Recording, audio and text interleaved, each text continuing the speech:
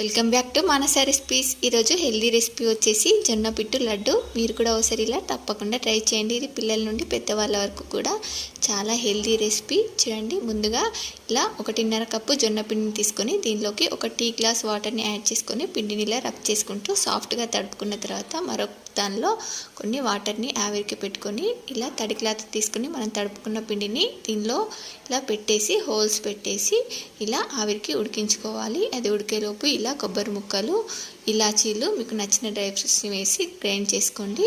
చూడండి, మనకి ఈలోపు ఈ పిండి కూడా ఉడికిపోయింది. ఇలా ఒక హాఫ్ అన్ అవర్ లోపు మనకు పిండి ఉడికిపోయింది. ఇలా వేడివేడి పిండిలోనే బెల్లము, మనం ఇందాక గ్రైండ్ చేసి పెట్టుకున్న కొబ్బరి డ్రై ఫ్రూట్స్ పౌడర్ని యాడ్ చేసుకొని దీన్నంతా కూడా ఇలా మిక్స్ చేసుకుంటే సరిపోతుంది. మనకు దీన్ని వేడివేడిగా ఇలా గిన్నెలో అయినా పెట్టుకొని తినవచ్చు, లేకపోతే మీకు కావాల్సినంత నెయ్యిని యాడ్ చేసుకొని ఇలా లడ్డూల్లా చుట్టుకొని కూడా తినచ్చు. మరి మీకు కూడా నచ్చిందా? అయితే వెంటనే సబ్స్క్రైబ్